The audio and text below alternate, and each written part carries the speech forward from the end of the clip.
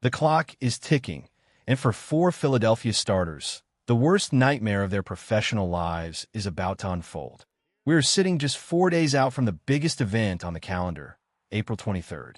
And while the fan base is busy obsessing over who Howie Roseman is going to snatch up with the 23rd overall pick, there is a dark, uncomfortable truth hanging over the team headquarters. It is not about the new blood coming in. It is about the cold, hard reality of who might be getting kicked out of job because of it. Before we dive in, smash that subscribe button if you want the fastest NFL updates on the planet. Inside the training complex, you have guys who have put their bodies on the line, guys who have spent every single hour of the offseason locked into their roles, and guys who believe their spot on the roster is secure. But when Roseman makes that call on Thursday night, at least 4 players are going to wake up on Friday morning facing a completely different and potentially devastating reality. For positions, for starters, for livelihoods on the line before the season even kicks off. I'm going to break down exactly who these men are, why their seats are hotter than ever, and how a single draft pick could shatter their plans. By Dantavian Smith. But first, let's be it really dictates the defense. Eagles roster in 2026 is a powerhouse. It is solid, it is deep, and the foundation is strong. You have Jalen Hurts commanding the offense. You have Dallas Goedert causing mismatches in the middle of the field. This team is built to compete for a championship. But here is the secret that the front office knows. The draft is not just about filling holes. It is about creating pure, unadulterated internal competition. It is about pushing guys to the brink so they either become legends or get replaced. And there are 4 specific starters who are going to feel that heat the second the envelope is opened. Let us start with the first man on the hot seat, right guard Tyler Steen. Now, understand, this is not a personal attack. Steen stepped up last year, he put in the work, he stayed healthy, and he held his own during his first year as a starter. He was solid, but the NFL is not about being solid. It is about being elite. The offensive line as a whole struggled to hit the heights we have seen in previous years. And inside that group, Steen is undeniably the most vulnerable piece on the board. Look at his contract situation. It is a ticking time bomb. He does not have a long-term deal locked in, and he is hitting free agency at the end of 2026. In this league, silence is a message. When the front office does not lock you up with a massive extension before the draft, it means they are looking for an upgrade. And the word on the street is that Roseman is obsessed with reloading the trenches. If he uses that first-round pick to grab a top-tier tackle, that rookie is not going to sit on the bench. He will likely slide inside, take those guard snaps, and eventually take over for Lane Johnson down the road. It is the classic Eagles blueprint. They did it with Cam Jurgens replacing the legend Jason Kelce. They know the process works, and they are not afraid to repeat it. The current backups at guard just do not inspire fear in the opposition. If a fresh, first-round talent walks through that door, Tyler Steen is the one who has to look over his shoulder. But wait until you hear how the receiver room is about to turn into a war zone, because this second situation is absolutely wild. We're talking about Dantavian Wicks. This is the most fascinating story of them all. Think about it. The Eagles just traded for him less than 2 weeks ago. They gave up draft capital to bring him in, and they handed him a massive $12.5 million extension. That is not depth chart money. That is you're our guy money. He is the leading candidate to be that number 2 receiver opposite A.J. Brown. But here is the million-dollar question. What if Roseman decides to draft a wide receiver in the first round? If you pull the trigger on a receiver with a top 23 pick, you are not drafting a project. You are drafting a starter. You're drafting a guy who expects to produce immediately. And if that happens, you have a massive financial and tactical conflict on your hands. You have just committed over $12 million to a player, and now you have a first-round rookie fighting him for that second spot in the hierarchy. It would be a total, high-stakes battle throughout the summer.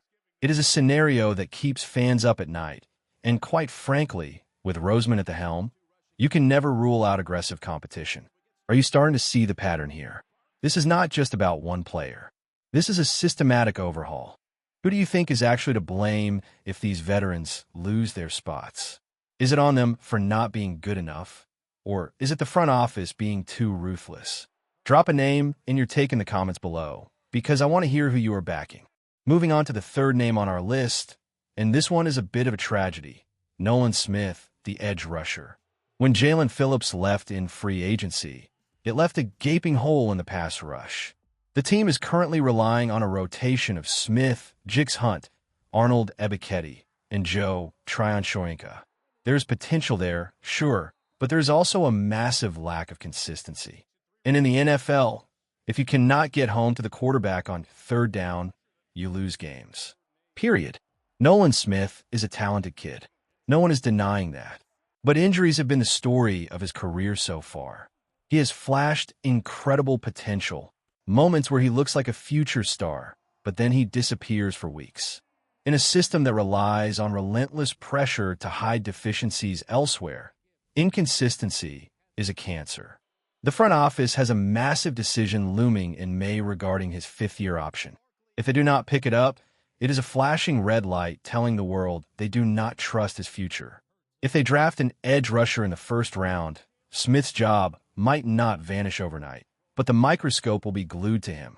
Any slow start in training camp, and he is out. And finally, we have to talk about the fourth name, safety Marcus Epps.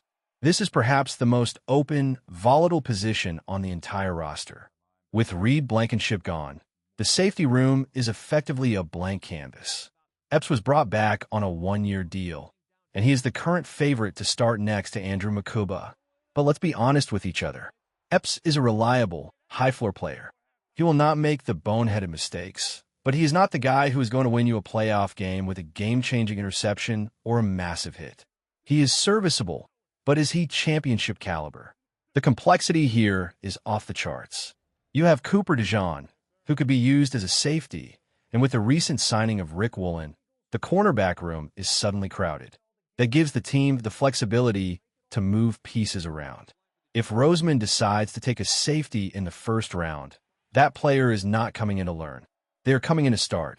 And just like that, Epps is fighting for his professional life against a rookie with nothing to lose and everything to prove. Now look at the big picture. This is the master plan. We're talking about an offensive lineman, a wide receiver, an edge rusher, and a safety. That is 4 separate phases of the game. Roseman is not trying to fix one hole. He is trying to create competitive chaos across the entire board. He wants the best players, regardless of who is currently holding the job. He is leveraging this draft class to ensure that absolutely no one on this roster gets comfortable. When you look at it this way, these 4 cases are not a coincidence. They are designed. This is how a franchise keeps the edge. This is how you stay on top of the mountain instead of sliding down into mediocrity. Heading into draft night, the offensive line needs reinforcements, the pass rush needs a spark, the safety spot is wide open, and the receiver room is full of questions. These 4 players, Steen, Wicks, Smith, and Epps, are all sitting at home right now, glued to their phones, hearts pounding, praying that the name called out at pick 23 is not a player who plays their position. They know the reality. They know that when the draft is over, at least one of them is going to face a very different, very difficult season. The competition is coming. The snaps are up for grabs, and only the strong are going to survive. This is the ruthlessness that championship teams are made of. It is cold, it is calculated, and it is exactly what you need to do to win it all in 2026. With 4 positions in the balance and the general manager ready to pull the trigger on pick 23, the pressure is at an all-time high. So, here's the final question for you. If you were in the war room, what would you do? Do you attack the offensive line?